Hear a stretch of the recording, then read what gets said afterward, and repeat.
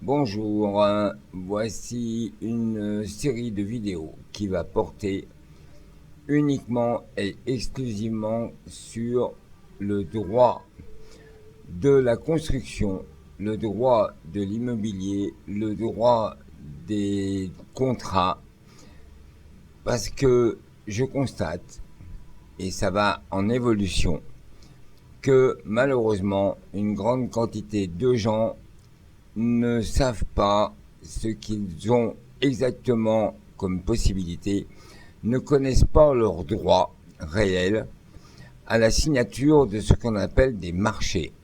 C'était en gros la signature des devis. Il faut quand même savoir que tout propriétaire qui réalise un vœu de construire, de rénover, de remplacer ses menuiseries, de refaire un balcon, un garde-corps, peu importe. Vous allez faire venir des entreprises et vous allez accepter ou pas le devis qui va être proposé. Et c'est à ce moment-là que la problématique intervient. Il faut bien savoir, comme le droit et comme la loi le dit, que vous devez connaître ce que vous signez, non pas en qualité de technicien. Si vous avez besoin de vous faire assister, prenez un expert, mais ne serait-ce déjà que par plusieurs choses. Et donc, ces vidéos, au nombre de 4 ou 5 que je vais faire là à la suite, vont vous décrire, vous expliquer les pièges, ce que vous devez faire, vos obligations, l'obligation des entreprises, et voilà. On va donc commencer par qu'est-ce qu'un marché? Le marché de travaux ou le devis.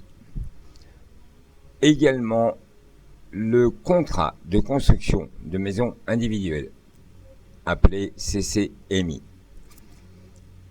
Vous, en tant que propriétaire, en tant que responsable, en votre qualité de maître de l'ouvrage, puisque vous êtes le maître de l'ouvrage, vous n'êtes pas censé ignorer on va dire la basique de ce que vous devez faire. En premier, bien comprendre le devis que vous signez. Si vous ne comprenez pas le devis que vous signez, ne le signez pas. Même si l'entreprise a un bon commercial qui vous vendrait la tour Eiffel coupée en petits morceaux. Il faut savoir que dans tous les gens qui m'appellent, 8 fois sur 10, c'est ce problème qui intervient. En premier, lire un devis. Qu'est-ce que le devis indique? Est-ce que ça correspond à ce que j'ai demandé? Est-ce que la fenêtre va bien être changée dans le salon et pas celle de la cuisine? N'ayez pas peur de demander des précisions, de faire noter des précisions. Un devis en termes de loi sur le code de la construction. Il existe une règle qui s'appelle la NFP 03-001. Et cette règle, cette norme, malheureusement, personne ne la lit.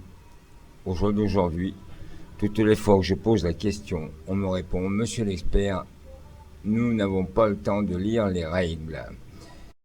Le problème, c'est que lorsqu'on ne lit pas les règles, on ne les connaît pas. Et quand on ne les connaît pas, on ne peut pas faire du bon travail.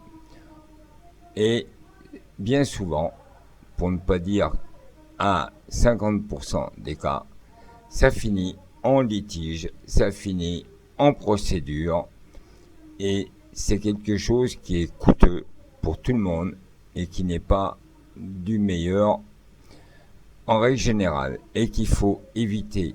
Donc pour éviter, l'entreprise a des droits, des obligations, mais vous aussi, vous avez des droits et des obligations.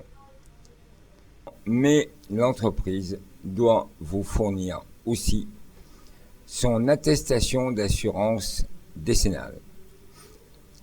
Non pas une petite ligne sur le devis qui dit que l'entreprise est assurée sous tel numéro, qui n'a aucune valeur, mais bien son attestation qui va pouvoir vous dire la validité, si cette attestation est valable pour l'année des travaux en cours, et ce pourquoi la personne est assurée. On verra dans une autre vidéo la problématique très importante des assurances. Lorsque vous avez ceci et que vous avez signé votre devis, avec la facture d'acompte, vous versez l'acompte et là, les travaux démarrent. Effectivement, l'on dit que les travaux commencent. Soyez attentifs.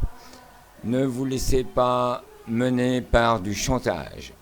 Nous verrons dans de nombreuses vidéos comment régler vos problèmes, vos litiges, vos doutes, si vous en avez. Et surtout, je rappelle que vous êtes les maîtres de l'ouvrage et qu'à ce titre, vous avez le droit d'arrêter votre chantier quand vous le souhaitez. À bientôt.